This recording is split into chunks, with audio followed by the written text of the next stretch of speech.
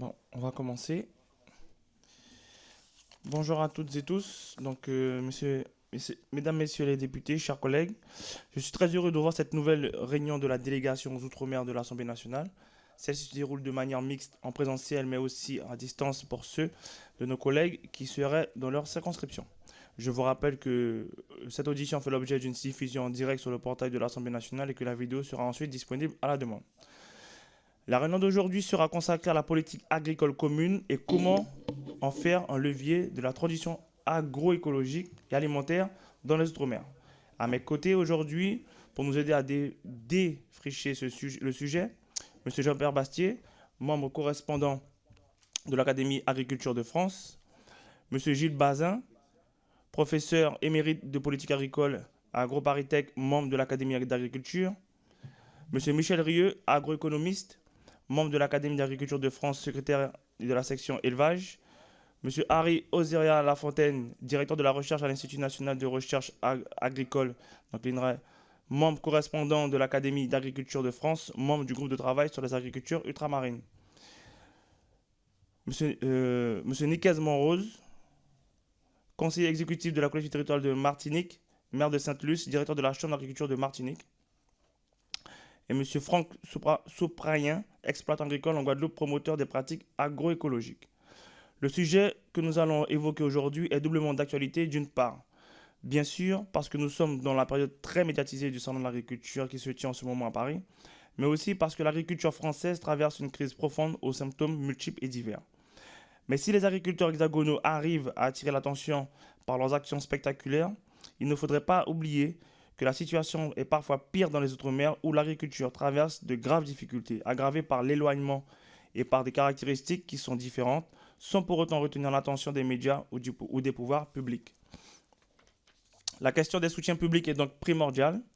Dans un rapport de 2023, la Cour des comptes pointait du doigt des mesures nombreuses avec des règles de calcul complexes. Outre-mer ne sont pas moins de 46 dispositifs spécifiques qui viennent compléter 63 régimes communs à l'ensemble des acteurs nationaux. Dans ce même rapport, la Cour soulignait une répartition inégale des subventions entre les territoires du fait d'une logique de filière. En Guyane et à Mayotte, par exemple, les professionnels bénéficient moins des dispositifs d'aide de toute nature car l'agriculture ne s'y caractérise pas par ce qu'on appelle des grandes cultures, ce qui les exclut structurellement de certains dispositifs d'aide. Aussi bien la multiplication des phénomènes météorologiques que le développement de maladies, la moindre utilisation de produits phytosanitaires et la concurrence mondiale accrue doivent nous interroger sur l'avenir des filières dites historiques à l'image de la banane, du rhum et de la canne à sucre. Nous avons donc l'occasion d'échanger aujourd'hui avec les membres du groupe de travail Agriculture ultramarine de l'Académie de France qui ont présenté dans un récent rapport de nouvelles perspectives de développement agricole. Ce rapport fait la part belle à l'agriculture familiale qui est la gardienne d'environ 75% des ressources agricoles mondiales et qui est primordiale pour améliorer la sécurité alimentaire et diminuer notre dépendance aux importations. C'est un document particulièrement intéressant car il introduit la notion d'APEBA pour agriculture de petite échelle bioéconomique et agroécologique, présentée comme un enjeu central pour la sécurité alimentaire mondiale, la préservation des agro-ressources et le maintien de l'activité dans les espaces ruraux. Messieurs, je vais vous laisser la parole car vous avez prévu de nous présenter plus d'un détail de cette notion avec l'aide d'un PowerPoint qui va être diffusé. Je vais donc vous laisser dérouler votre présentation et nous procéderons ensuite à un échange avec les participants. Monsieur Jean-Pierre Bastier, vous avez la parole.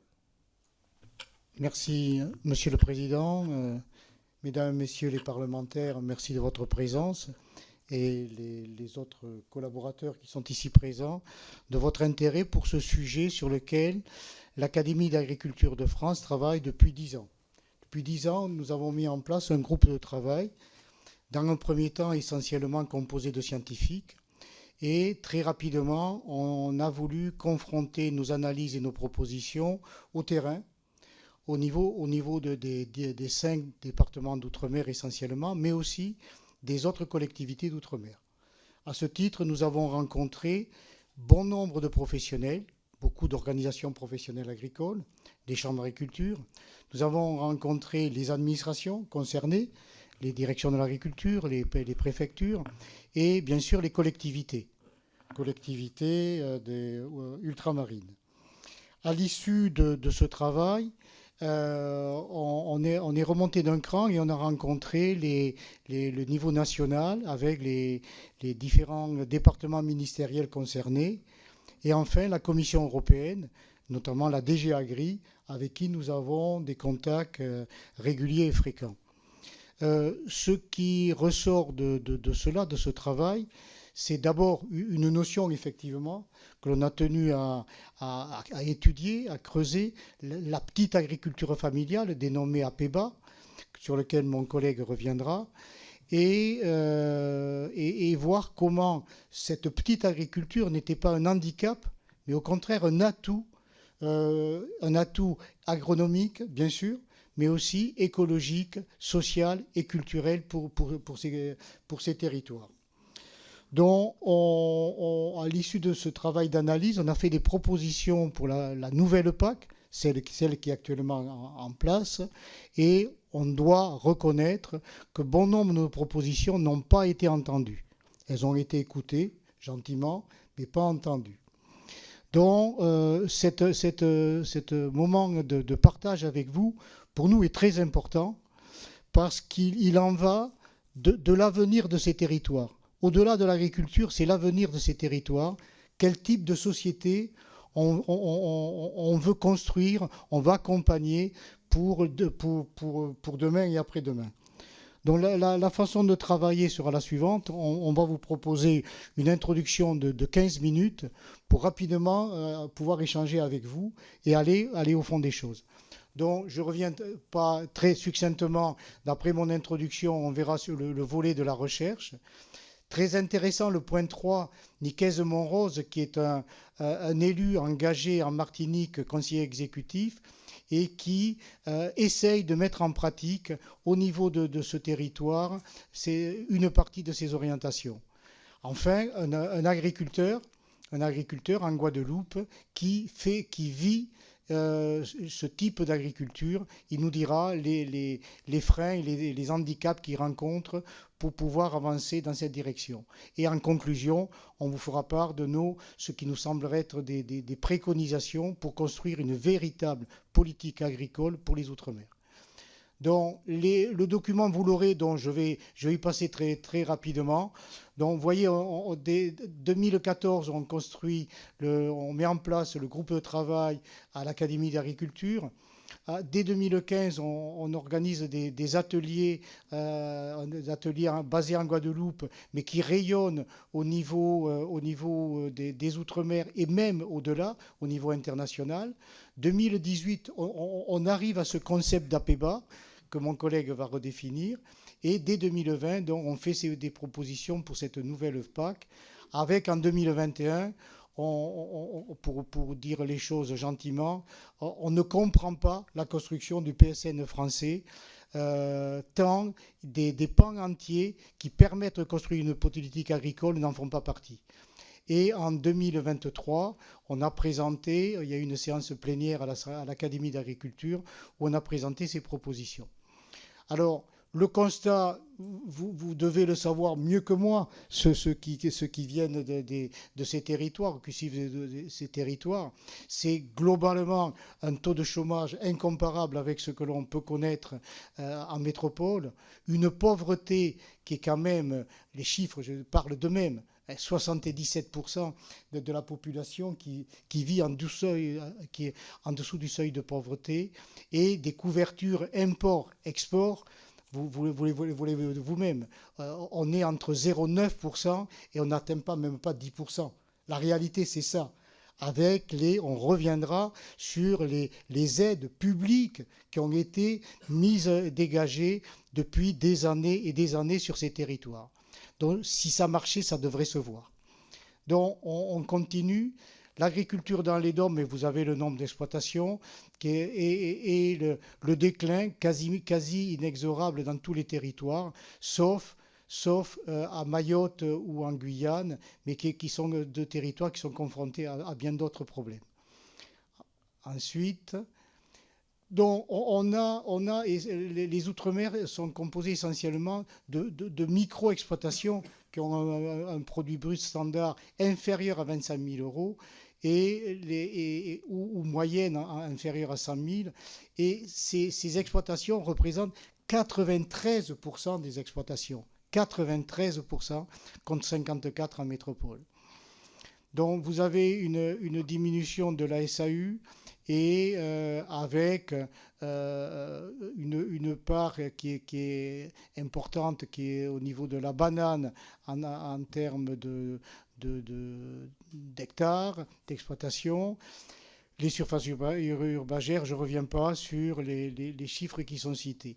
Globalement, et on pourra y revenir en étant plus précis, mais vous avez déjà travaillé dans le cadre de cette délégation, et je reconnais une personne qui a été très active en faisant ce document, et qui est très intéressant, et on ne vous dira rien d'autre aujourd'hui que ce qui est écrit là-dedans, à savoir que la situation, malheureusement, ne s'est pas améliorée depuis que ce document a été édité. Voilà, donc je passe la parole à mon voisin pour parler de l'APEBA.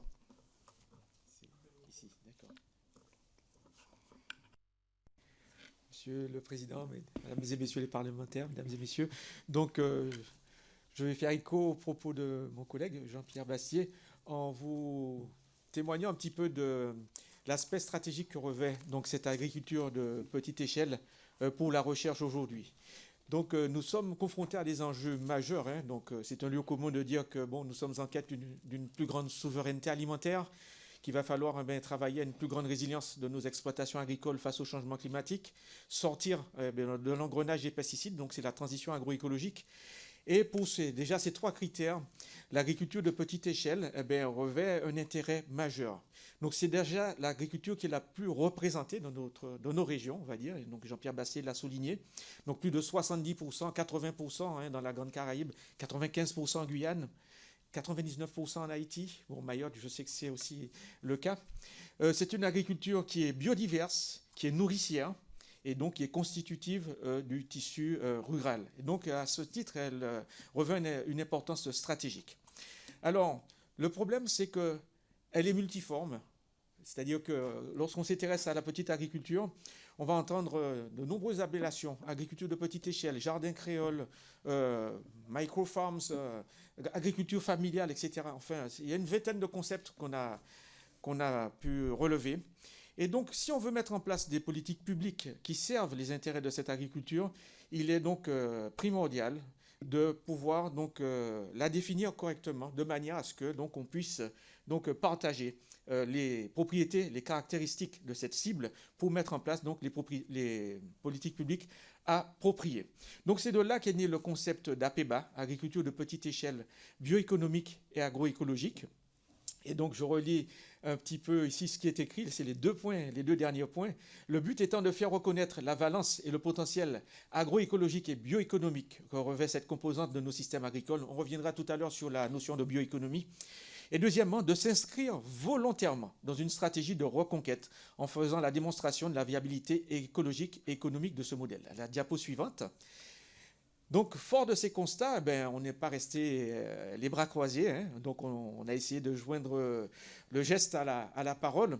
Et donc, au niveau de notre institution, qui est INRAE, donc avec le centre INRAE Antilles-Guyane, nous avons donc plusieurs initiatives qui vont dans le sens de l'accompagnement et de la structuration de cette agriculture de petite échelle. Alors déjà en Guadeloupe, avec deux projets, le projet AgroEcodiv et le projet Explorer, nous avons sur ces projets développé des fermes pilotes avec des agriculteurs. Donc Franck Souprayen est un des agriculteurs très très impliqués dans cette démarche. Et donc sur des fermes sur lesquelles on produit des référentiels technico-économiques donc propres à ce type de structure.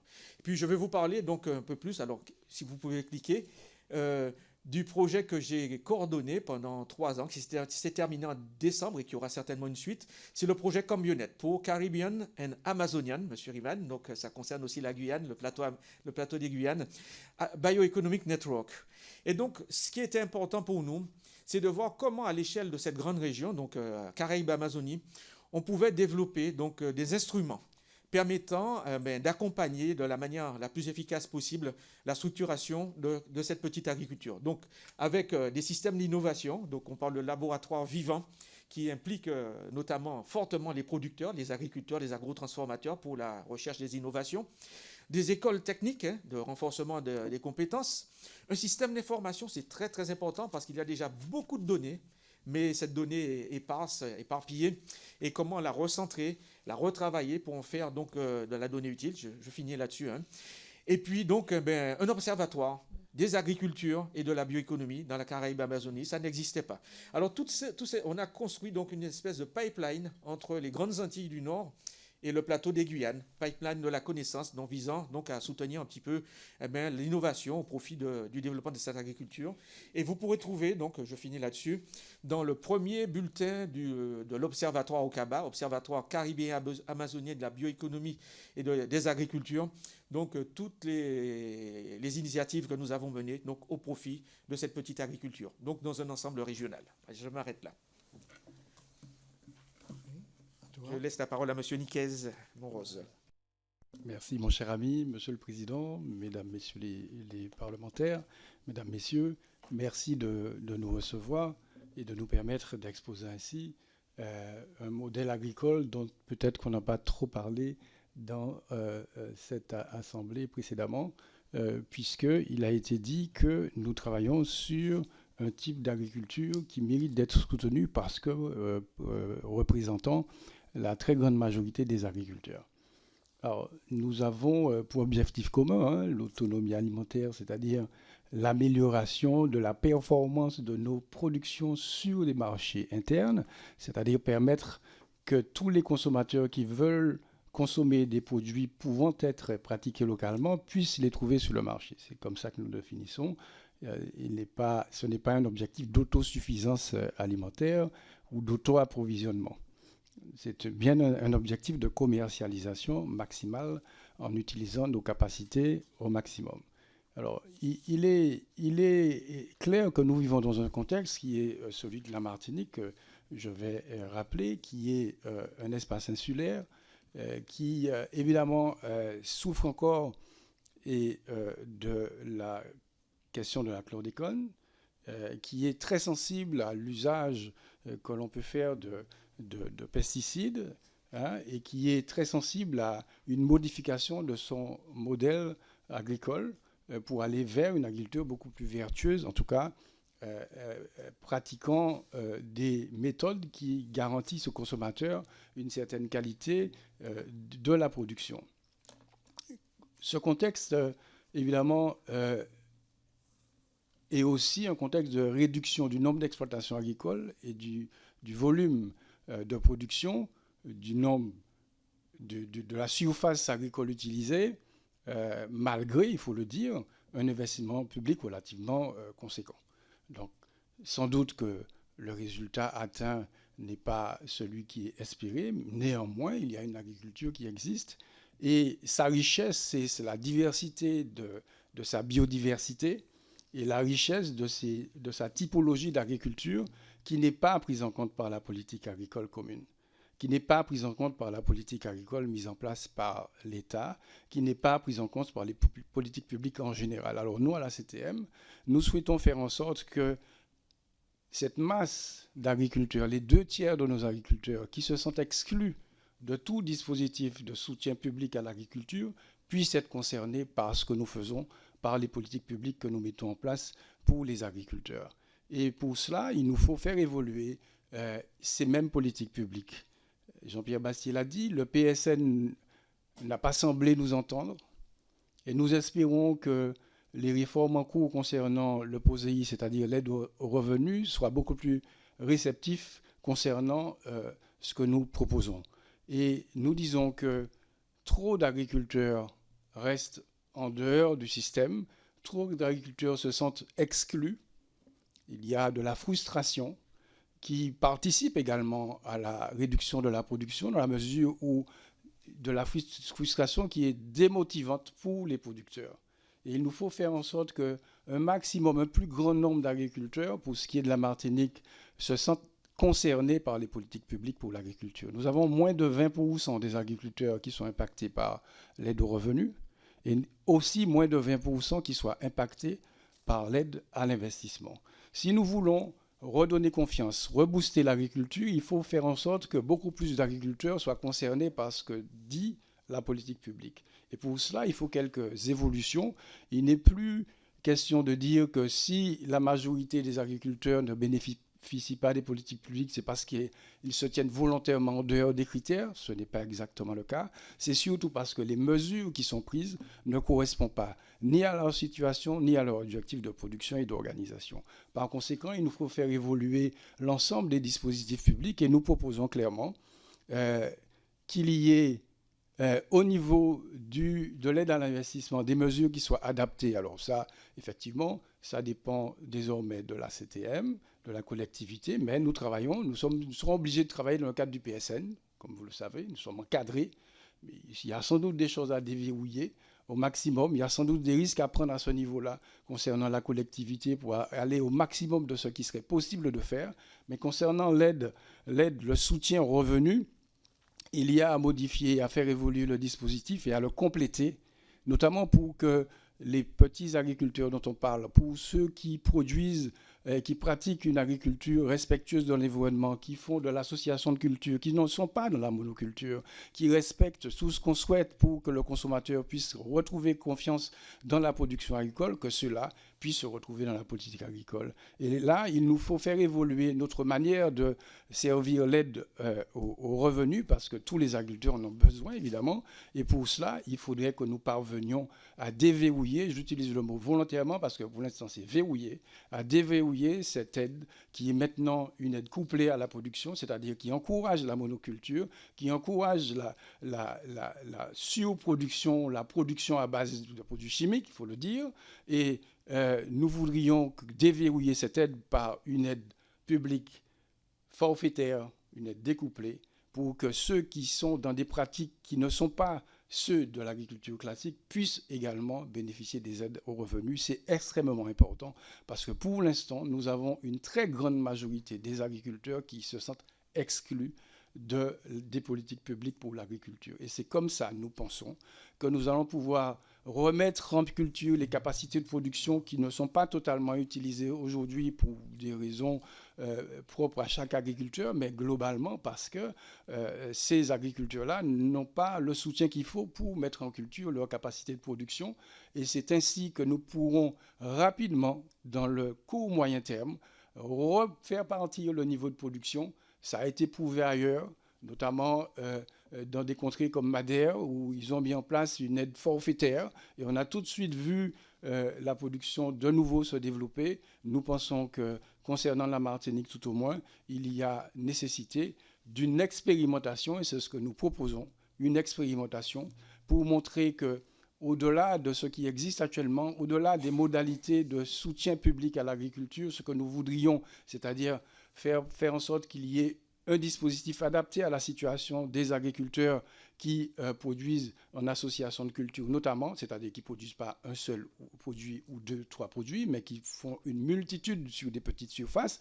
Quand on dit petites surfaces, ce n'est pas forcément des très petites surfaces, mais ça peut être 5, 6, 7 hectares, que ces agriculteurs-là puissent trouver un soutien nécessaire à leur activité dans les politiques publiques. Voilà l'orientation qu'a prise à l'unanimité la collectivité de Martinique, et voilà l'orientation qu'a votée l'Assemblée de Martinique en décembre 2023.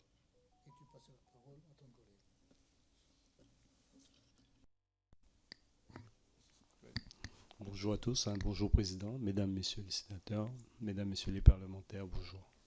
Pas de sénateur, tu parles. Donc je vais juste faire, donc je vais parler en tout cas, après les propos de Nicaise, parler en tout cas de mon expérience.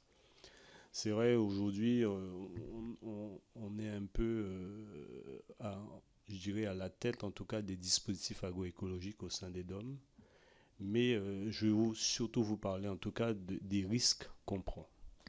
Surtout, moi, je vais vous parler de mon expérience. Ne serait-ce que penser à mettre une graine en terre, c'est un risque chez nous. La voir grandir, c'est un risque. La voir pousser, c'est un risque. La récolter, c'est un risque. La commercialiser, c'est un risque. Viennent se rajouter à ça tous les chocs. Chocs climatiques, sismiques, submersifs. Enfin, on est assujetti à toutes sortes de chocs. Et pourtant, on doit continuer à alimenter notre population. On doit faire face à ce défi. C'est notre rôle principal. On est On a ce rôle nourricier à remplir. Aujourd'hui, on se retrouve sur un marché petit où on est concurrencé par nos propres collègues, ceux qui bénéficient des aides, et nous qui alimentons en fruits et légumes frais notre population, exclus de ces dispositifs. Si on veut répondre, en tout cas à ces notions d'autonomie, si on veut diminuer la part de l'import et continuer à remplir notre rôle nourricier pour supporter les chocs, tels que le choc sanitaire qu'on a eu il n'y a pas très longtemps, il faut qu'on réfléchisse autrement et il faut qu'on apporte des solutions différentes. Produire, on sait faire. On sait faire. Vous allez voir dans les slides, on a même proposé des itinéraires techniques qui montrent que le dispositif peut être viable, même sur des petites structures. On a changé les ratios, on a changé l'approche, on est sur des approches systémiques. Là, vous avez l'exemple de mon exploitation où je dégage quand même du revenu. Mais à quel prix? Et si on veut, en tout cas, sécuriser et maintenir ces agricultures, il nous appartient de proposer des solutions qui soient différentes. Et on ne peut plus continuer avec une concurrence déloyale au sein même d'un même territoire sur un même marché. Donc, je vais rester là. Il y aura d'autres questions. Je vais en tout cas passer la parole pour pouvoir clôturer et je suis prêt en tout cas à répondre aux questions. Merci.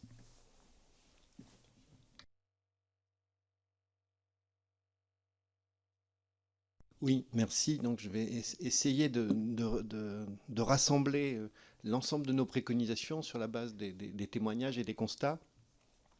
Et donc, il y a un maître mot finalement hein, par rapport à la situation qui perdure depuis des années, pour ne pas dire des décennies, d'une politique de soutien à l'agriculture qui ne produit pas les effets attendus à tous les points de vue. Je ne reviens pas sur tout ce qui a été dit par mes collègues. Mais donc, finalement, il y a un maître mot, c'est qu'il faut à la fois réviser les doctrines, il faut changer de modèle, de pensée politique, de modèle politique pour accompagner ce qui est nécessaire. Et ça doit se faire d'une manière déterminée parce qu'il y a des obstacles, et des obstacles importants que l'on pourra évoquer. Parce qu'effectivement, il faut remettre en cause des avantages acquis. Alors, on l'a dit à demi-mot, mais on va le redire avec beaucoup plus de force. Hein. Les aides, l'essentiel des aides publiques à l'agriculture, en particulier venant de la PAC et d'autres dispositifs, viennent supporter les monocultures d'exportation que sont la canne à sucre, et donc le rhum, et la banane.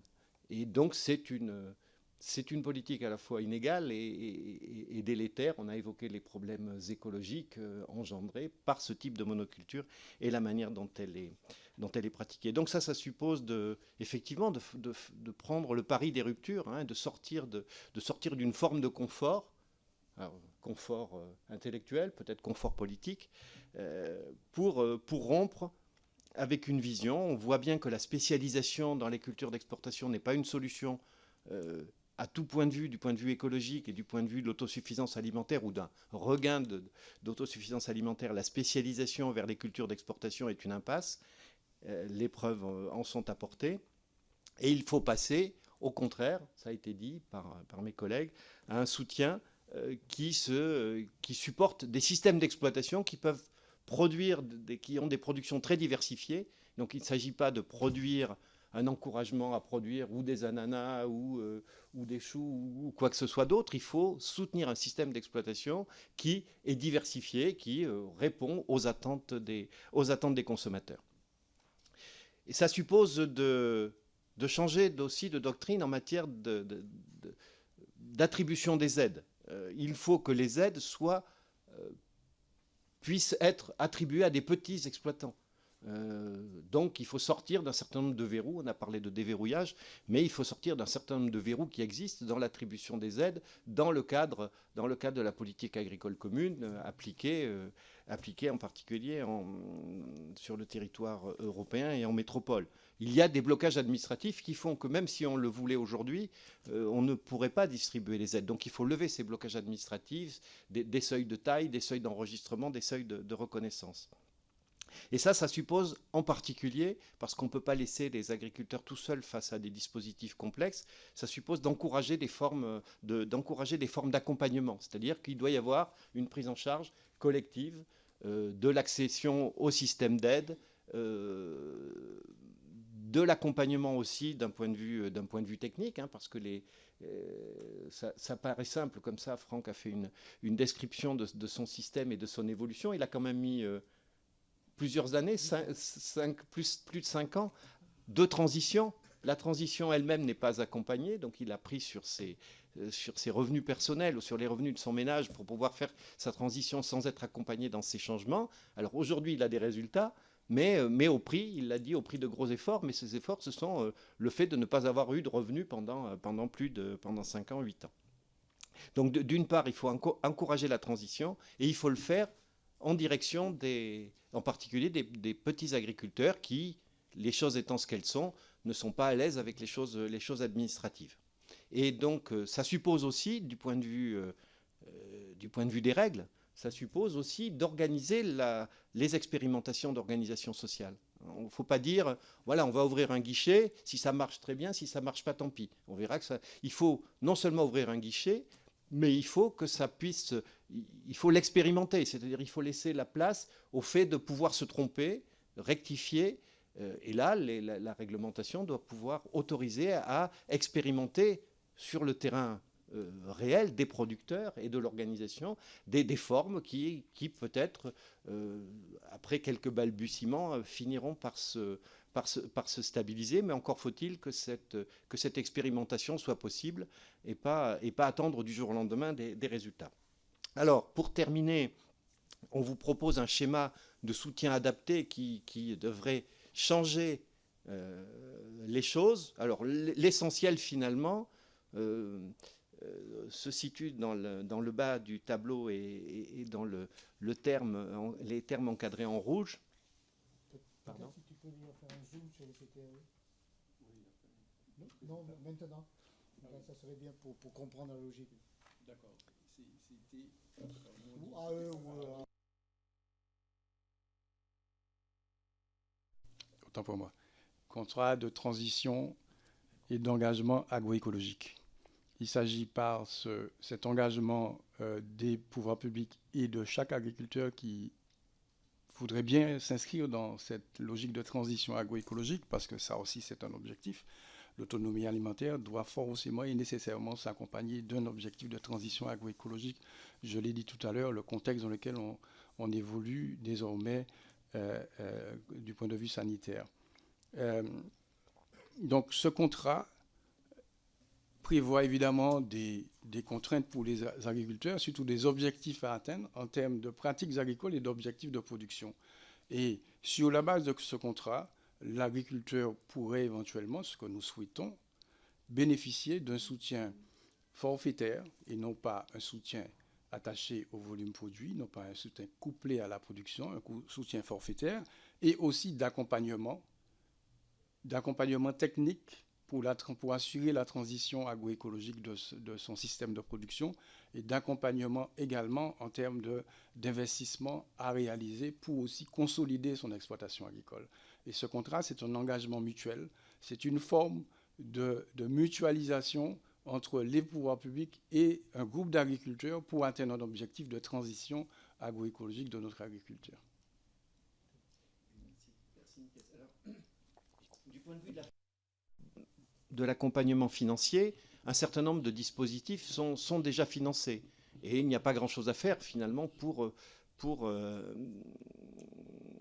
les développer. Donc c'est le cas de la recherche, c'est le cas de la formation, c'est le cas de l'aide au développement, voire à l'organisation au travers de groupes de vulgarisation des agriculteurs. L'essentiel, c'est ce dont vient de parler Nicaise Monrose, c'est une aide attribuée à toutes les exploitations, à tous les agriculteurs, à toutes les exploitations agricoles, une aide forfaitaire de base, alors dont les modalités de calcul restent à préciser, mais au fond, c'est l'essentiel et c'est la clé, parce qu'elle est à la fois symbolique et déterminante, c'est de prélever une part du financement de ce qu'on appelle le POSEI, donc qui est le financement de l'aide aux revenus et qui supporte aujourd'hui essentiellement les cultures de canne à sucre et de banane, donc de prélever une partie de cette manne, si je peux me permettre, entre guillemets, d'en prélever une partie, pas la totalité, mais une partie pour financer ces contrats ces CCTAE dont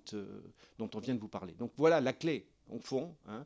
Il y a une volonté de changement, il y a deux clés. Une volonté de changement, et cette volonté de changement doit se traduire par le fait de prélever en partie sur le POSEI et ses utilisations dominantes aujourd'hui pour financer l'ensemble des exploitations qui ont une vocation à la fois écologique et vivrière. Voilà. J'espère que les schémas sont clairs et nous sommes à votre disposition pour répondre à vos questions.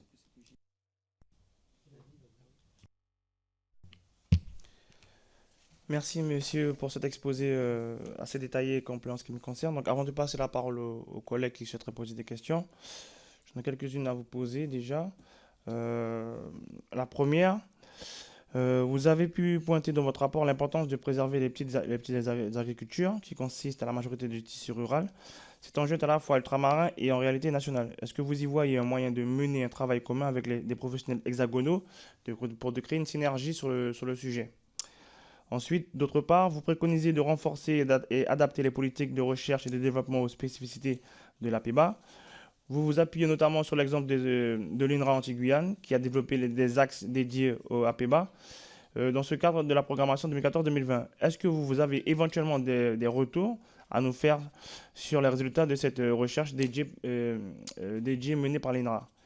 Et puis, une troisième question. En 2020, l'Académie d'agriculture de France préconisait d'instaurer outre-mer un conseil technique et scientifique indépendant qui sera en charge du suivi et de l'évaluation des politiques agricoles et de l'environnement bénéficiant d'aides publiques. Est-ce qu'un outil similaire existe déjà à l'échelle de l'Union européenne? De quelle manière ce conseil permettrait de faire évoluer les pratiques et la répartition des aides dès lors que les propositions de redistribution des soutiens publics entre filières se sont pour l'instant heurtées au rejet total de la part des représentants ultramarins? Donc, il y a...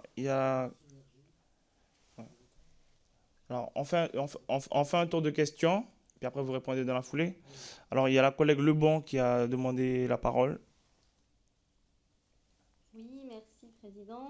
Bonjour à toutes et à tous. Bonjour messieurs. Et merci pour votre présentation riche d'enseignement et d'optimisme, malgré tout. On aurait aimé le même volontarisme de la part du gouvernement.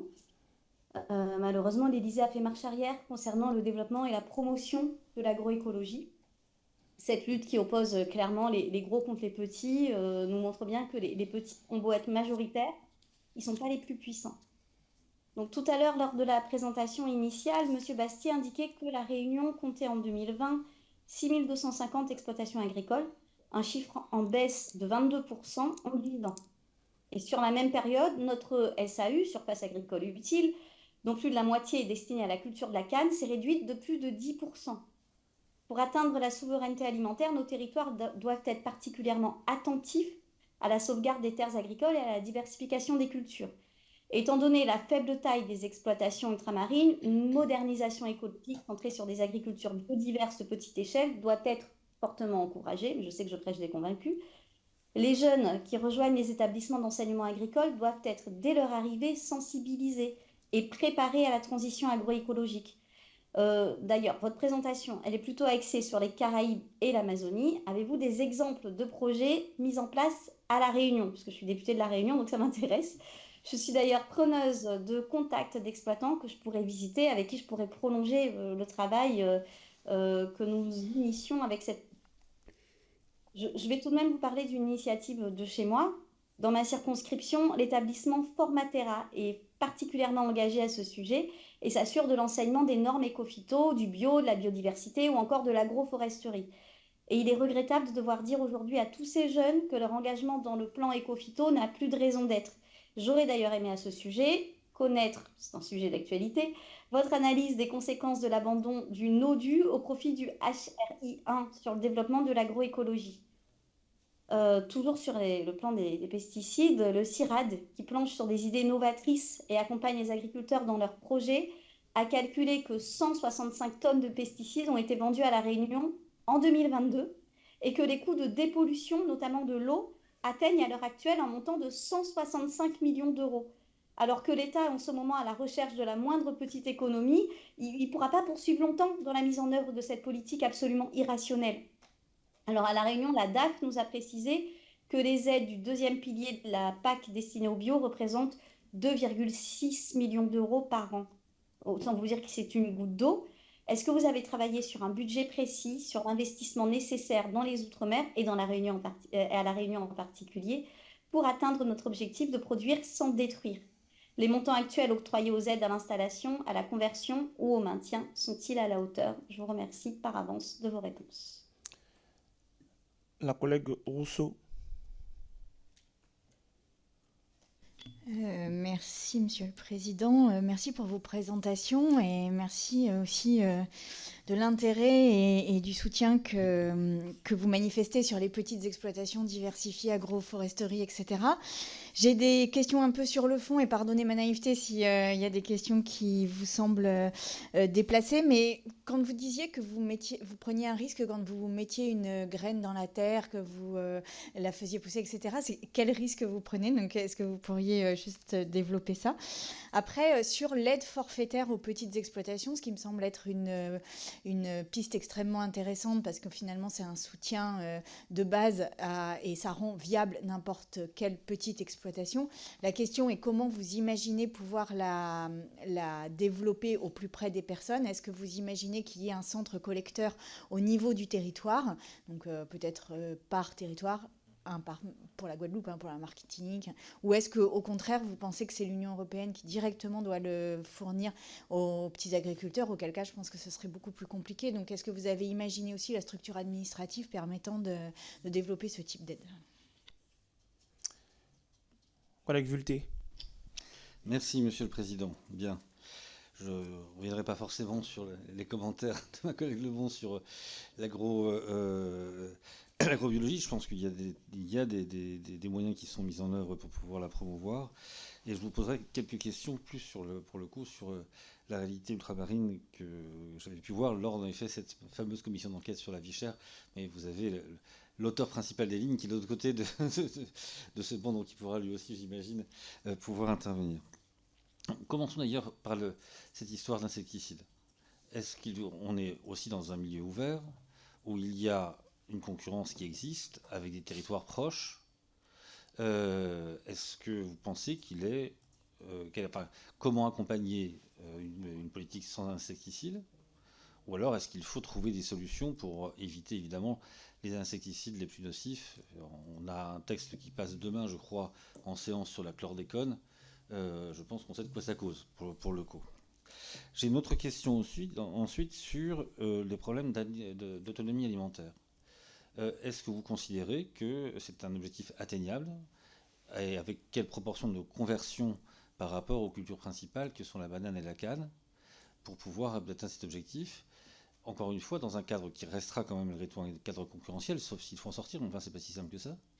Et ensuite, est-ce qu'il n'y a pas des conséquences induites qui peuvent arriver derrière?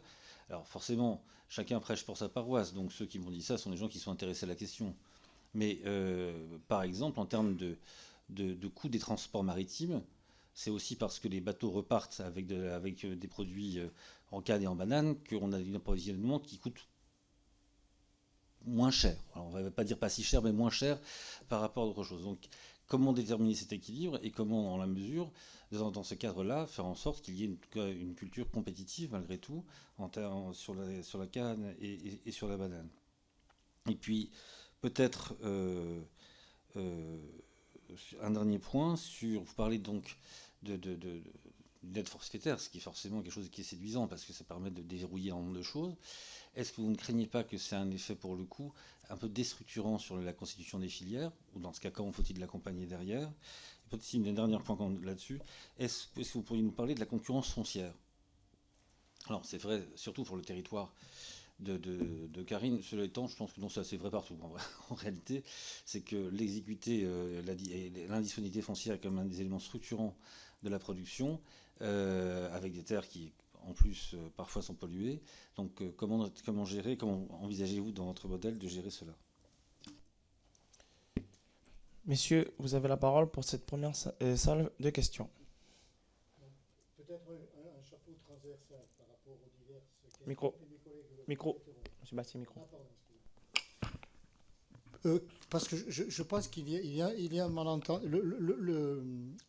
Le point central pour renverser la situation actuelle, c'est de s'intéresser à tous ceux qui se considèrent non considérés, qui se considèrent non considérés. Donc ça c'est un préalable. Si on considère que 65 ou 70% c'est un non-sujet, la discussion s'arrête là. Si on considère que ça peut être un atout sous réserve de mieux appréhender, mieux connaître et de mieux accompagner ce type d'agriculteurs et d'agriculture, on peut commencer à discuter. L'idée, ce n'est pas de dilapider l'argent public en arrosant tous les agriculteurs qui n'ont pas fait l'effort de rentrer dans l'organisation collective. C'est très bien. Et il ne faut surtout pas déstructurer ce qui marche. Donc, pour le dire de manière très claire, les filières bananes, les filières canne à sucre, qui sont des fleurons des Outre-mer, il est hors de question de déstabiliser ce type d'outils. Par contre, ne pas tenir compte de tout ce qu'il y a à côté. Dans l'exemple de la Martinique, 2400 agriculteurs, 600 dans les OP, 1800 qui ne sont pas dans les OP. Qu'est-ce qu'on fait de ces 1800 ? L'idée, c'est de ne pas arroser les 1800. L'idée, c'est de dire tous les agriculteurs qui s'engagent dans un cahier des charges à signer un contrat avec la puissance publique, respectant payer les impôts, déclarations fiscales, les contrôles, etc. Ceux-là, la puissance publique s'engage à les accompagner. Et s'engage à accompagner comment ? Et là, on a besoin de mobiliser tout ce qui fait une agriculture, c'est les acteurs de la recherche, formation, développement. Depuis que l'agriculture est agriculture, on développe une agriculture en mobilisant la recherche, en formant les individus et en faisant du conseil. C'est vieux comme l'agriculture, c'est cette histoire-là. Donc, les agriculteurs qui signent un contrat, on fait, par le biais de ces acteurs RFD, recherche, formation, développement, on fait un point zéro. On fait un diagnostic. Et on se fixe des objectifs à 5 ans d'amélioration de performance économique et écologique. La double performance. Et on met en place une batterie. Alors, ce n'est pas des usines à gaz. Je veux dire, ça a été fait, c'est pratiqué. Et j'allais dire, c'est simple, c'est tout simple. On met en place des indicateurs de suivi et d'évaluation. Et ça veut dire que régulièrement, il y a un conseiller qui va voir l'exploitation, où tu en es par rapport à tel sujet, quel point tu as rencontré, etc. Et si c'est un gars qui n'est pas sérieux, eh bien, on dit, on rend le contrat. Tu ne respectes pas tes engagements, la puissance publique se retire. Donc ça veut dire que c'est pas sur les 1600 qui ne sont pas dans les OP, c'est pas 1600 qui vont signer un contrat territorial d'exploitation. Mais si on signe demain à Martinique, à La Réunion, et pas dans 10 ans, dans les mois qui viennent, et si possible avant peut-être le mois de juin 2024, on est en capacité de dire, ceux-là on les a entendus, ceux-là on les a repérés, il y a des gars sérieux là-dedans, et on peut passer avec la puissance publique des contrats territoriaux. Ça veut dire qu'on s'intéresse à ceux qui se considèrent non considérés. Excusez-moi d'être lourd et de le répéter. Et à ce moment-là, on met en place une centaine. On n'en met pas des milliers parce qu'on fait les choses proprement, sérieusement. On met 100 contrats territoriaux d'exploitation qui sont vraiment des symboles, qui vont montrer qu'il y a une autre lumière à côté de ce qui existe jusqu'à maintenant. Et puis après, on monte. On a imaginé, en Martinique, ils ont imaginé de monter à 1000. Sur les 1600, qu'il y en aurait 1000 sur une échelle d'échéance de 5 ans. Ces contrats territoriaux d'exploitation, c'est quoi pour le chiffrer? C'est 2000 € l'hectare. 2000 € l'hectare, entre 0 et 1 hectare. On fait l'aumône de 2000 € l'hectare par an. C'est-à-dire, on peut regarder à l'hectare combien coûtent les autres productions de rente qui existent dans les Outre-mer. Ramener à l'hectare, on sera bien loin des 2 000 euros. Donc entre 0 et 1 hectare, 2 000 euros. Entre 1 et 5 hectares, 1 800 euros, avec un plafond à 8 000 euros. Et au-delà de 5 hectares, c'est plafonné à 15, ça dégressif à 1 600 et plafond 15 000. 2 000, 8 000, 15 000. On l'a budgété. C'est, par exemple, pour la Martinique, une expérimentation comme ça, c'est 2 millions d'euros la première année. 2 millions d'euros. Le POSEI, c'est 325 millions d'euros aujourd'hui. Donc, ce qui est demandé, c'est 2 millions. L'année suivante, c'est de doubler, passer à 4, et ainsi de suite. Donc, budgétairement, je pense que il n'y a pas trop de blocage par rapport à cela. Je pense que les blocages sont beaucoup plus dans la tête. C'est-à-dire, faites l'effort, le discours ambiant que moi j'ai porté, directeur de l'agriculture. Qu'est-ce que quand j'étais directeur de l'agriculture en Guyane? J'ai dit, vous m'enquiquinez, rentrez dans la coopérative, vos affaires seront réglées. Eh bien, je suis obligé de reconnaître avec mes cheveux blancs que ça ne marche pas. Si ça marchait, je ne serais pas en train de vous dire il faut se creuser la tête pour autre chose. Ça ne marche pas. Pourquoi? Pour X raisons. Parce que le mouvement coopératif en métropole, c'est une autre histoire, c'est une autre logique, c'est une autre démarche qui fait qu'on rentre dans une coopérative. Moi, avec mon accent, vous comprenez que je ne suis pas de Dunkerque, mais je suis bien d'Occitanie. Mais les coopératives en Occitanie, ça a du sens. Ça a du sens, mais ça vient, c'est une longue histoire de plus de 100 ans. Et rentrer dans une coopérative, ça signifie totalement autre chose qu'une coopérative qu'on va créer de toutes pièces à 5 bonhommes pour capter des aides. Et c'est uniquement un outil qui va permettre d'aller capter, voilà, d'avoir un rôle captif. Et dans ces exploitations, pourquoi on pense que c'est vraiment un atout? C'est parce que l'immense majorité de ces exploitants agricoles qui travaillent sur ces exploitations n'utilisent pas, et M. Riemann le sait bien en Guyane, n'utilisent pas 1 gramme de pesticides. 1 gramme de pesticides, ils n'utilisent pas. Et comme moi, quand j'ai découvert la première fois de ma vie l'abbati brûlis, si vous n'y êtes jamais allé, allez voir ce qu'est un abbati brûlis, c'est une merveille agronomique. C'est une merveille agronomique. Et on s'est débrouillé uniquement en faisant brûler, en mettant des troncs au milieu de la pente pour récupérer avec l'eau les terres fertiles, etc.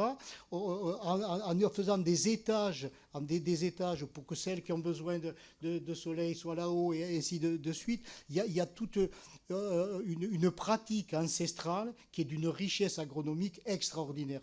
Ces gens-là, de l'abbati brûlis, et qui se développent en Guyane, c'est un des rares territoires où les exploitations se développent. Si on ne les accompagne pas, les vieux, comme moi, seront agriculteurs, mais les jeunes, ils quitteront ce type d'agriculture. Or, il faut leur donner de la fierté. C'est-à-dire, ce que tu fais, c'est du bon travail. Tu respectes, tu valorises la biodiversité, tu fais du bon travail, tu peux nourrir ton territoire, etc. Et on va t'aider. Et on ne va pas t'aider uniquement par te faisant un chèque. On va t'aider parce qu'on va venir sur ton exploitation. On va t'aider pour acheter un motoculteur. Et on va t'aider à faire les papiers. Parce que tu ne sais pas parler français. Et alors et donc on va faire les papiers avec toi, on va les faire ensemble, etc. C'est ça un contrat territorial. Et je pense que si on est en capacité de faire ça, on pourrait vraiment donner, je répète une fois de plus, je termine là-dessus, à tous ceux qui se considèrent non considérés, on donnerait vraiment une lumière qui manque aujourd'hui dans les Outre-mer. Donc ça, c'était un petit peu le... Vous avez tout résumé, M. Bastien. Bon, non, mais c'est mon coup de cœur. Mais vas-y. Je prends la balle au bon. Micro. M. Bastien. Non, ah oui, oui. Je reviens parce que c'était l'une de vos questions. Vous demandiez un retour d'expérience d'INRAE sur la question de l'accompagnement et puis l'impact que nos travaux ont sur le développement de la petite agriculture. Alors, tout d'abord, dire que ce que nous abordons là, c'est une problématique de transition. Donc ça ne se fait pas d'un claquement de doigts, ça demande de l'accompagnement, ça demande du temps long, et de l'instrumentation. Et c'est ce que j'exprime un petit peu quand j'ai évoqué le projet Cambionnet tout à l'heure, au sens où nous mettons en place des instruments qui nous permettent d'être plus efficaces dans l'accompagnement concrètement de ces exploitations. Alors, par rapport au propos de M. Bastier, qui était très intéressant avec son coup de cœur sur la Guyane, mais je vais rebondir là-dessus parce que faire de la recherche aujourd'hui à l'INRA, je vais évoquer aussi ce point-là, c'est sortir de sa bulle, c'est-à-dire travailler beaucoup plus avec ce qu'on appelle les tiers-lieux de la recherche, les associations militantes, par exemple, écologistes, agricoles, etc. Et c'est ce qu'on a fait en Guyane, notamment avec l'association Belnati, que vous connaissez, qui travaille principalement sur l'abatis, vous voyez, et qui cherche justement à lui redorer son blason quelque part. Donc il y a un gros travail qui se fait notamment dans l'ouest Guyane, et pas seulement, hein, mais qui vise à réhabiliter cette forme de pratique et de production, mais sur toute la chaîne de valeur, de la production, transformation, jusqu'à la distribution. Et là, il y a un travail phénoménal qui se fait. Ils ont même produit récemment des baguettes à partir de farine faites à partir de manioc, de produits locaux et tout ça. Donc c'est un peu dans cet esprit-là que nous travaillons. Et vous voyez que sur le terrain, donc la recherche bien sûr, mais les associations, les tiers-lieux, comme on les appelle, sont aussi très actifs. Et ce n'est pas Franck qui me contredira, puisqu'en Guadeloupe, nous menons un peu le même travail avec son association qui s'appelle Bouquet du Terroir Sud Guadeloupe, avec une autre association qui s'appelle aussi le Siaprovag, des producteurs de vanille, etc. Production de sous-bois. Donc ça c'est pour dire un petit peu le retour que nous avons. Donc c'est un processus, mais on y a mis du cœur, on y a mis de l'énergie, on y a mis des instruments, on y a mis de la collaboration. Et donc ce processus est en train de suivre son chemin. Deuxième question, vous avez évoqué la préservation de la PEBA et la collaboration peut-être avec les initiatives qui sont menées dans l'Hexagone.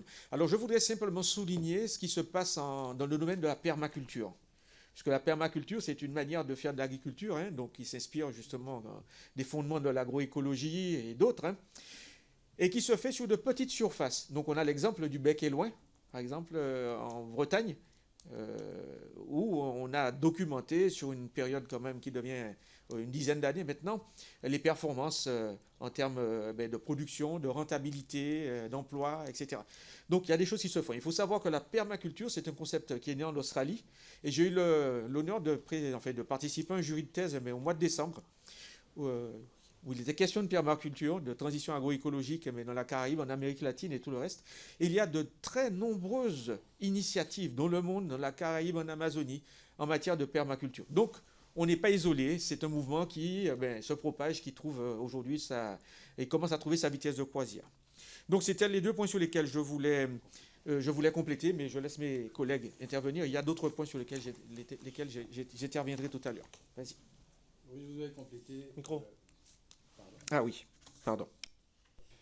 Les éléments de réponse, simplement en disant que quand on parle d'autonomie alimentaire, chacun y met sa définition, mais on peut simplifier l'affaire en disant qu'il s'agit d'avoir comme objectif de permettre aux consommateurs qui le souhaitent de trouver la production locale sur le marché et à prix accessible. On peut simplifier l'affaire en disant ça comme ça. Ce n'est pas un objectif d'autosuffisance alimentaire. Il ne s'agit pas de dire aux habitants des Outre-mer qu'ils ne doivent consommer que ce qui est produit localement. Il s'agit de leur dire que nous nous organisons pour que le marché soit suffisamment fourni pour vous approvisionner en produits locaux quand vous souhaitez les consommer. Il y a une tendance à vouloir, dans cet objectif-là, une tendance pour certains, à vouloir opposer les grandes cultures à l'autonomie alimentaire. Il ne s'agit pas de dire qu'il ne faut plus produire de la banane ou de la canne. Il s'agit au contraire de dire que la production de banane et de canne ne peut pas continuer à fermer la porte à toutes les autres. Nous avons une richesse qui est la diversité, je le redis, de notre agriculture, tant dans les producteurs, dans les systèmes de production, dans les systèmes de culture, dans les pratiques agricoles, et puis dans les produits, dans la biodiversité qui n'est pas suffisamment exploitée d'ailleurs, que le consommateur attend en plus. Et il s'agit de pouvoir ouvrir cette porte qui est pour l'instant fermée du point de vue des politiques publiques. Donc il ne s'agit pas de demander aux agriculteurs qui font de la banane de se reconvertir en pensant que en se reconvertissant, on pourra avoir de meilleurs résultats que ceux qui pratiquent déjà les productions destinées au marché interne. Il s'agit au contraire de dire que nous devons mettre en place des politiques publiques qui soutiennent ceux-là même qui pratiquent déjà et qui livrent déjà sur le marché interne en mettant des dispositifs adaptés à leur situation. L'idée d'aide forfaitaire ne convient pas à ceux, évidemment, qui profitent actuellement de l'aide couplée à la production, cela se comprend, mais il ne s'agit pas, pour ceux qui bénéficient d'aide couplée, de dire qu'il ne faut pas parler d'aide découplée, parce que justement, ça va peut-être amener à remettre en cause le système existant. Il ne s'agit pas de remettre en cause, il s'agit d'ajouter à l'existant. Et comprenez-nous, on voit disparaître tous les jours des exploitations agricoles.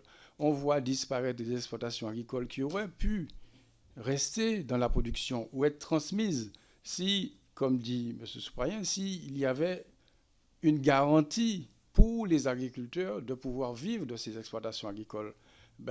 Nous n'avons pas cette possibilité-là avec les politiques publiques en cours et nous proposons de compléter ces politiques publiques par une aide forfaitaire. Alors bien évidemment, il y a des dispositifs qui accompagnent l'agroécologie, mais quand on regarde bien, ces dispositifs sont largement insuffisants par rapport à ce qu'on pourrait vraiment sous-évaluer. Ça ne permet pas à l'agriculteur, c'est le résultat qu'on constate, ça ne permet pas à l'agriculteur de se motiver.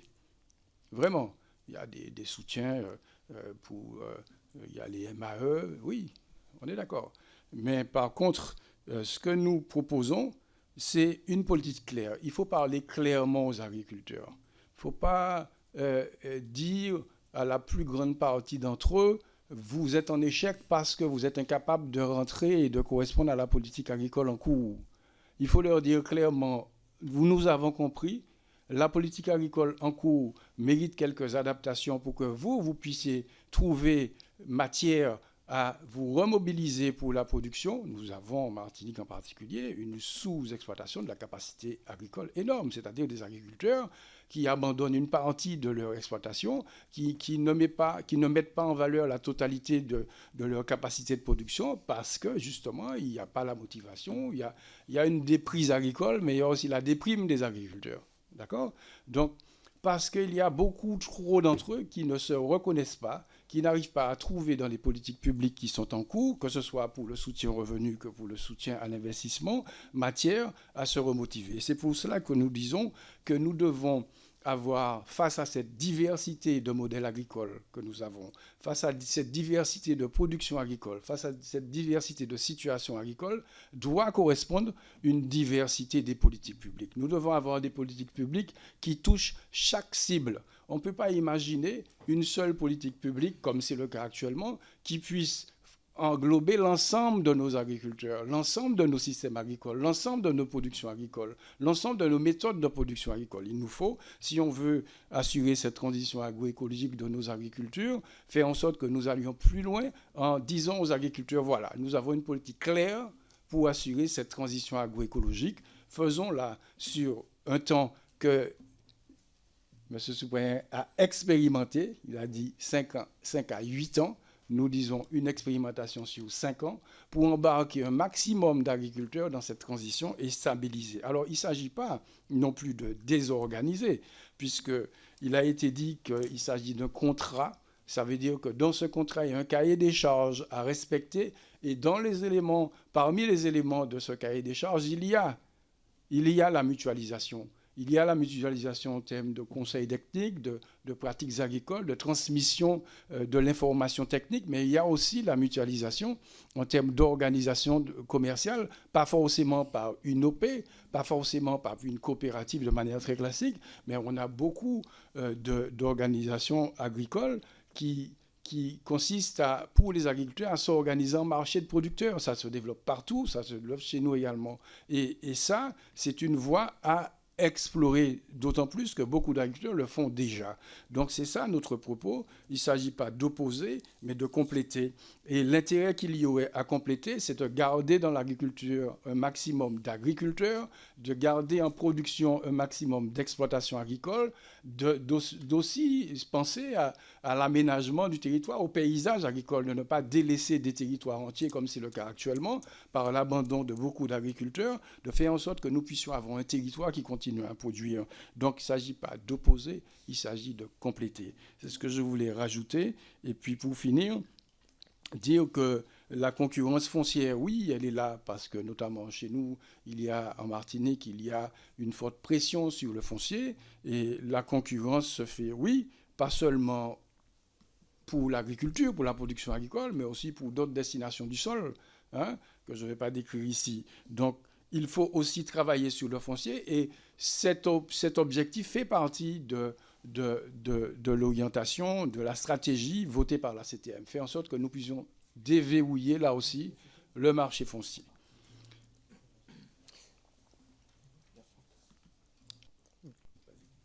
Oui, merci. Donc, j'ai rajouté au propos donc, de Nicaise des éléments qui sont fondamentaux pour nous, agriculteurs. C'est la notion de transmission, qui est un élément fondamental pour nous, parce qu'aujourd'hui, et la préservation du foncier. Donc, si nous, on veut transmettre, il faut qu'on transmette un outil qui soit productif. Nos parents se sont battus pour nous céder, pour travailler, pour nous laisser du foncier. Il nous appartient de le transmettre. Et nous, on se bat pour ça. Et pour le transmettre, il faut des conditions. Ces agricultures représentent quand même 54% de la SAU en Guadeloupe. Je parle de la Guadeloupe, dont je maîtrise un peu plus les chiffres. Donc, ce n'est pas négligeable. C'est 60% des agriculteurs. Aujourd'hui, Nicaise a parlé de la pression foncière. Si aujourd'hui, il n'arrive pas à sécuriser le modèle, elle partira. Ces terres vont sortir du dispositif. Et une fois qu'ils sont sortis, ben, c'est fini. Donc, nous, la notion, en tout cas, de limiter l'incertitude au sein de ces petites exploitations devient un élément central. Si on veut produire plus, on est en capacité de le faire, on sait le faire, mais il faut qu'on limite l'incertitude. Il faut qu'on arrive à enlever ce poids, cette épée de Damoclès qui est sur notre tête. Les risques sont trop grands. Et pour limiter les risques, on limite la production. Donc on satisfait de moins en moins le marché. De surcroît, on sait que notre population elle est fortement touchée par des maladies, notamment l'hypertension, les maladies hypertensives et le diabète. On s'aperçoit que tout ce qu'on produit sur nos îles répond de façon directe ou indirecte à un impact sur le bien-être de nos populations. On sait que nos produits sont quasiment tous indemnes de gluten. On connaît aujourd'hui l'impact du gluten. Tous nos aliments ont un index glycémique faible. On le sait. Donc il faut aujourd'hui, plus que jamais, au-delà de l'approche environnementale, de l'approche écologique, de l'approche sociétale, parce que c'est quand même une grande partie de la population qui vit de ces types d'agriculture, le côté santé devient un élément central. Et nous, avec notre association, on travaille beaucoup sur ces éléments. Donc, aujourd'hui, nous savons en tout cas l'impact et l'importance que nous avons en maintenant ces petites agricultures. Donc, plus que jamais, il nous appartient, moi, en tant qu'agriculteur moi-même, étant père, j'ai un fils, de savoir comment je lui transmets cette exploitation. Je voudrais lui transmettre un outil et pas un cercueil. Donc ça, c'est important pour moi de vous parler de ça. On s'est battu, nous nous sommes battus. Aujourd'hui, on va même plus loin. On ne reste pas à réfléchir, à attendre. On travaille sur comment créer de la valeur ajoutée à partir de nos produits. Comment amener ces produits donc de façon plus simple à être utilisée par nos consommateurs. Donc, à un moment donné, voilà, on trouve aussi nos limites. Voilà. Mais il y a, avant de repasser la parole, Oui, il y a la question de la réunion, et puis surtout, la collègue Rousseau avait posé une question à M. Souprayen par rapport au fait qu'il disait que le fait de planter la graine, la faire pousser, la récolter, c'est un risque. Ok. Donc, pour la réunion. Oui, pour la Réunion, deux choses, hein.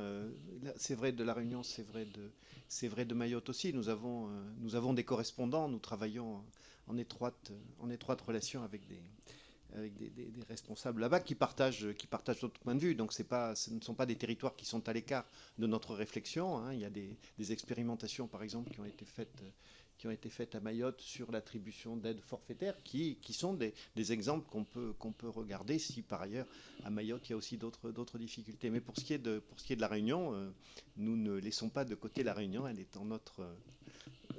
dans nos préoccupations. Et on voudrait souligner ici juste un point pour caractériser un peu les choses, c'est que par exemple, et ça renvoie à la question sur l'organisation aussi, à la Réunion, 75% de l'ensemble des productions végétales est réalisé par des agriculteurs, des producteurs qui ne sont pas membres d'organisations économiques. C'est tout le débat d'ici, hein, finalement, et de ce que Jean-Pierre appelait le manque de considération. On laisse de côté tout un pan entier de la population et des possibilités de la population agricole, de la population rurale et des capacités de produire. Donc l'exemple de la Réunion vient ici renforcer ce constat. Et je crois qu'il y avait une question en particulier sur le NODU et Harry est bien placé pour répondre à la question sur le NODU. oui, sur le NODU, bon, c'est une question qui est complexe, on va dire, hein, qui a soulevé quand même beaucoup de controverses, et on peut le comprendre. C'est vrai qu'on s'était engagé sur un plan éco-phyto. Le NODU, c'est un indicateur, hein, donc nombre de doses usage, hein, donc voilà, qui était mis en place depuis 2008, donc sur lequel on avait des chroniques et sur lequel on pouvait se prononcer en matière d'utilisation, de hausse ou de baisse d'utilisation des pesticides. Ce qu'il a en tout cas montré, c'est que il n'y avait pas de réelle baisse, et donc ça nous permettait, en tout cas, c'était un indicateur qui nous permettait donc d'interroger donc les responsables et de leur demander de faire peut-être mieux pour qu'on aille vers des baisses raisonnées des pesticides. Donc il était remplacé par un autre indicateur, qui s'appelle HRI1, indicateur de risque harmonisé. Donc c'est un changement de référentiel très très brutal, hein, mais qui torpille complètement vraiment tout ce qu'on avait mis en place autour du plan éco-phyto. Et c'est ça l'une des principales conséquences. Et ça au niveau national et peut-être au niveau aussi européen. Alors ce que je veux dire derrière ça, c'est normal peut-être légitime, hein, que le gouvernement veuille prendre du recul sur les questions d'indicateurs, savoir ce qui pourrait être fait, mieux fait, etc. Mais le faire peut-être de cette façon, peut-être qu'il aurait fallu en discuter un peu plus. Là, c'est une vraie question. À côté de ça, donc, on n'est pas sans rien. On a quand même des leviers d'action au niveau de la recherche, qu'il s'agisse de l'amélioration génétique, qu'il s'agisse de l'écologie chimique. On évoquait tout à l'heure la bâtie ou le jardin créole. Les associations de plantes dans l'espace et dans le temps, c'est des... Voilà. Donc on travaille énormément. Le contrôle biologique, le microbiote, tous ces aspects-là, ce sont des secteurs sur lesquels nous travaillons énormément, donc les instituts de recherche agronomique, certaines universités. Et donc, c'est là-dessus vraiment qu'il faut mettre l'accent avec un soutien fort pour que, dans les années à venir, on puisse proposer des alternatives qui soient appropriables et soutenables par les exploitations agricoles. Très rapidement, alors, il y a des articles, hein, qui sont tenus, que nous avons menés, qui sont parus dans Le Monde. Je pourrais vous faire passer effectivement les liens, si vous le souhaitez, où c'est discuté de manière très très approfondie. Merci. Alors, avant de passer aux deuxième question, il faudra faire court et rapide, parce que le temps file, ils font comme neige au soleil. Donc, moi, j'ai juste une question, en fait, parce que monsieur... Vous avez beaucoup parlé de... il y a ceux qui sont laissés de côté, tout ça, donc les blocages administratifs sont de seuils et tout, de critères bien définis. Concrètement, quel levier nous pouvons activer pour permettre à ce que tous ces agriculteurs, agricultrices qui sont hors du spectre, pour ces raisons évoquées, pour qu'on puisse effectivement, au-delà de la contractualisation particulière qui pourrait être faite, mais nous, à notre niveau en tant que parlementaires, qu'est-ce qu'on pourrait activer de façon concrète pour permettre d'accélérer ce dispositif, pour que ça puisse avoir un effet, j'ai envie de dire, clair et rapide sur nos territoires respectifs par rapport à ce que vous proposez là en ce qui me concerne. Voilà ma question. Donc, le collègue Ajar et collègue Vulté derrière. Oui, merci. Bon, moi, je soutiens très fortement le contrat territorial agroécologique. Ça me paraît une réponse immédiate, à court terme, avec des effets qui peuvent être immédiats pour aider les plus petits. Et moi, je pense qu'il faut qu'on agisse auprès du ministère de l'Agriculture, de la Première ministre et du Président de la République. C'est ça l'enjeu. Il faut absolument accompagner par péréquation, par équité, par égalité, un pan de l'investissement, on va dire, de notre capacité endogène de développer territorialement et de créer de l'activité aussi, parce qu'il faut maintenir l'existant, mais aussi il faut développer. Moi, mes questions portent sur du plus moyen terme, long terme, parce que moi, je soutiens ce que vous proposez là. Moi, c'est vraiment la bonne feuille de route. C'est vous les spécialistes, donc je vous suis à fond. Néanmoins, il y a 2-3 sujets qui m'interpellent sur la sécurité de ce qu'on va mettre en place pour que ça ne soit pas ponctuel et que ça ne s'arrête pas au bout de 4 ans, 5 ans, parce que le contrat va s'arrêter. La visibilité, la vision politique que vous avez, vous, du développement de l'agriculture dans nos territoires, qui sont quand même différents. La première question, foncière. Réforme agraire, réforme foncière. Nécessité, puisque dans des territoires, je prends la Guyane, je discutais avec David Riemann, c'est plutôt l'État qui est propriétaire foncier. Bon. Nous, en Martinique, c'est quelques familles.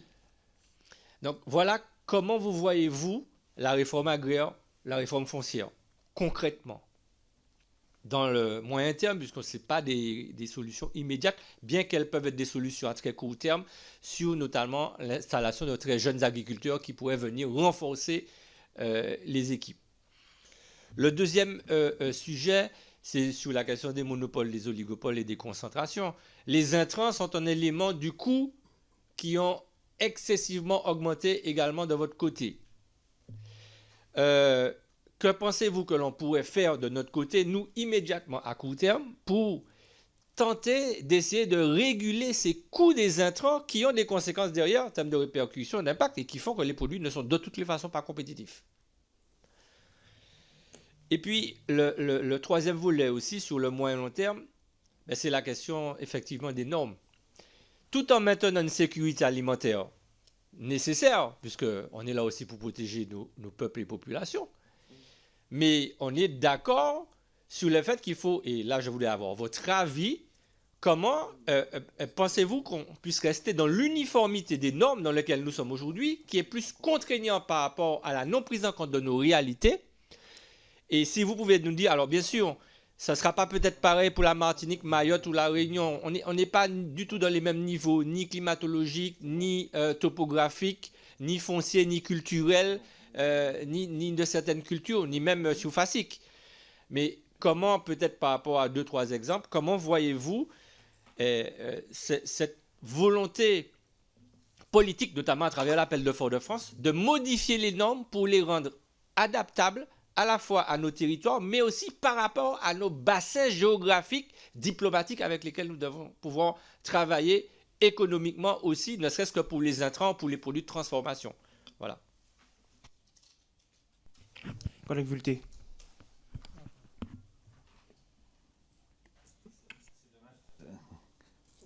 Oui, parce que je voulais qu'on revienne sur ta question sur l'ingénierie administrative qui ne me paraît pas neutre dans la mise en place de ce type de programme et de projet. C'est jamais très simple. Enfin, c'est quand même des grosses machines qu'on a derrière. Le POSEI, l'Europe, et après, il faut savoir comment ça se passe, sachant qu'il faut éviter, si j'ai bien compris, de reproduire les défauts que le système actuel peut avoir, et qui est dans cette déclinaison nationale. Donc la question de l'ingénierie administrative n'est pas neutre à mon avis. J'avais une autre question sur... qu'est-ce que vous pensez des aides en effet aux intrants? Là, ce que dit Jenny Ajar est tout à fait juste.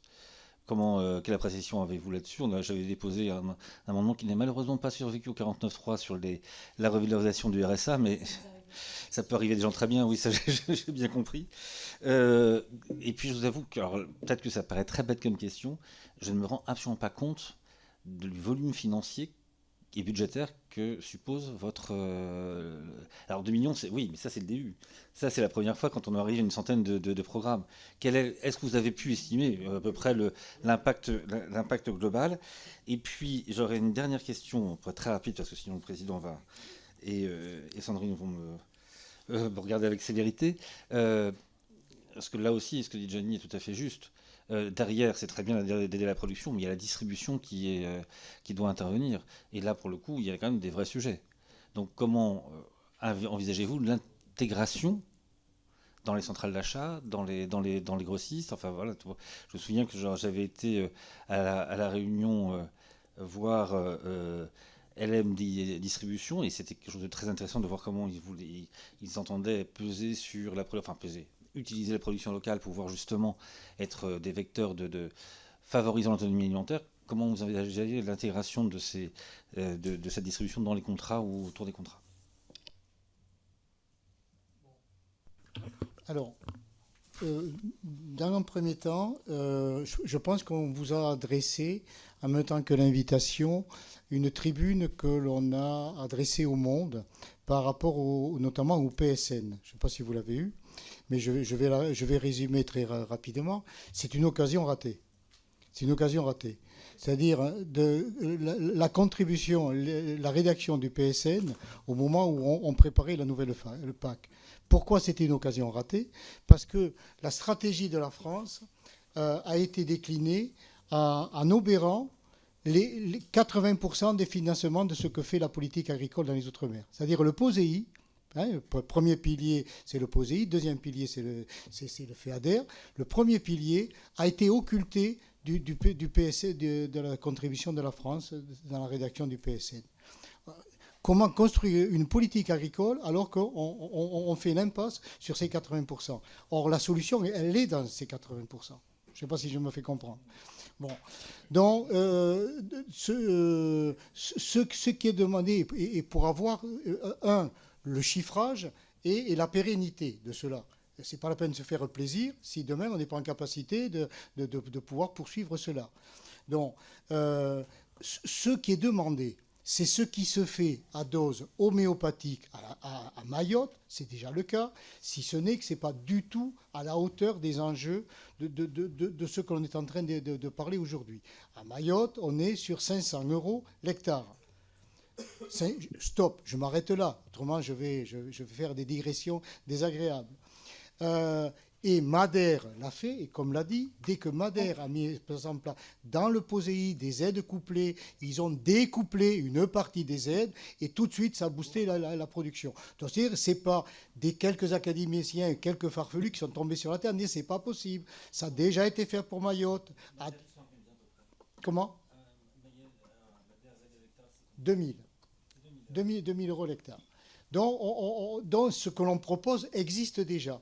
Pourquoi ne pas avoir eu une réflexion au niveau français? Ça, c'est le premier point.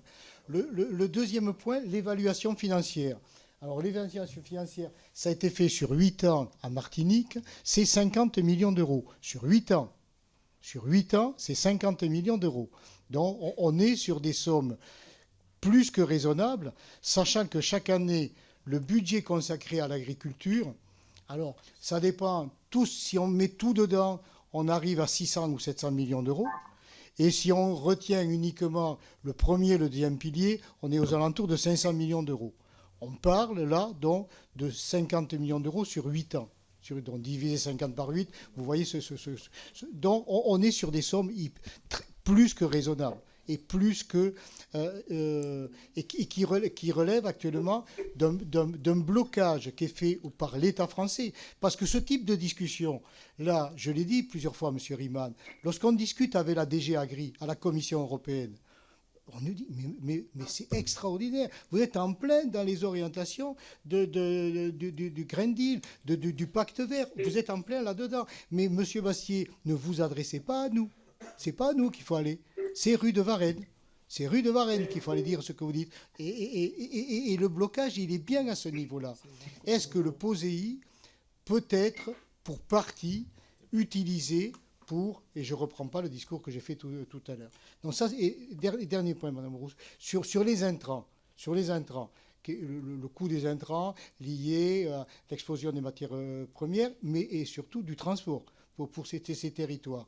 À Mayotte, un territoire qui connaît les pires malheurs actuellement. Il y a une expérience qui est exemplaire, ce qui est en train de se faire à Mayotte. Mayotte, si tout va bien en 2027, se passera de 100% d'engrais chimiques. Produira ses propres entrées sans engrais en transformant la fiente de volaille en amendement organique. Alors ça demande de l'accompagnement, des aides, etc. Ça ne peut pas résoudre la totalité, ce n'est pas une réponse satisfaisante dans sa globalité, mais je pense qu'on a des ressources dans chaque territoire, et je termine là-dessus. Ce sur quoi on plaide, c'est qu'il y ait des politiques agricoles par territoire, donc territorialiser les politiques agricoles et ne plus les faire de Paris, mais de les faire de Cayenne, de Fort-de-France ou Saint-Denis. Merci, collègue Bastier. Collègue Grosso, rapidement. Excusez-moi. Le micro. Monsieur Bastier, le micro. Que ce soit noté au compte-rendu, s'il y a un compte-rendu qui est noté, Oui. qui est fait, c'est que les PSN ne sont pas... Le PSN français n'est pas passé par le Parlement.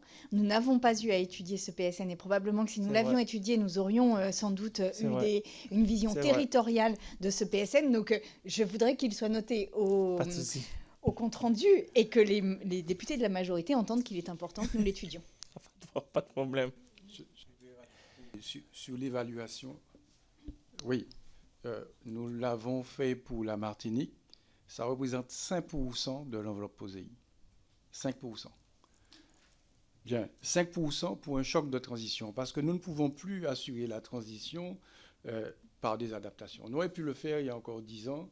Là, il faut un choc. Un choc avec de nouvelles mesures, de nouveaux instruments, de nouveaux dispositifs. Un choc, et je le redis, qui remotive les agriculteurs. Par conséquent, oui, dans ce choc, il y a la gestion territorialisée et de certains dispositifs. Concernant, par exemple, le foncier, la Martinique en particulier aurait besoin d'une réforme agraire. Cela dit, la réforme agraire, nous savons bien qu'elle ne peut pas tomber du ciel, n'est-ce pas? La réforme foncière, elle tombe forcément du Parlement. Hein? Bien, la réforme foncière, nous sommes conscients qu'obtenir une réforme agraire, nous sommes conscients de ça, rassurez-vous. Mais enfin, la réforme foncière pourrait être aussi décidée et être menée sur place. C'est simplement une opération de remembrement, etc. Néanmoins, il y a des dispositifs qui existent pour le foncier, notamment qui traitent la problématique des terres en friche. Malheureusement, on en a beaucoup. Hein. Des friches qui sont dues qui viennent de plusieurs origines, hein, notamment des situations privées, de familles, indivisions, ou alors de la volonté des propriétaires de ne pas mettre en location ou de ne pas vendre leurs terres. Et nous travaillons également sur la mise en place de dispositifs qui pourraient inciter. Et à ce niveau-là, oui, peut-être que nous aurons besoin des parlementaires pour, ne serait-ce qu'au niveau de la fiscalité, une fiscalité incitative qui compléterait une fiscalité qui découragerait de garder les terres en friche. C'est extrêmement nécessaire chez nous parce qu'il n'y a plus de marché foncier, en fait.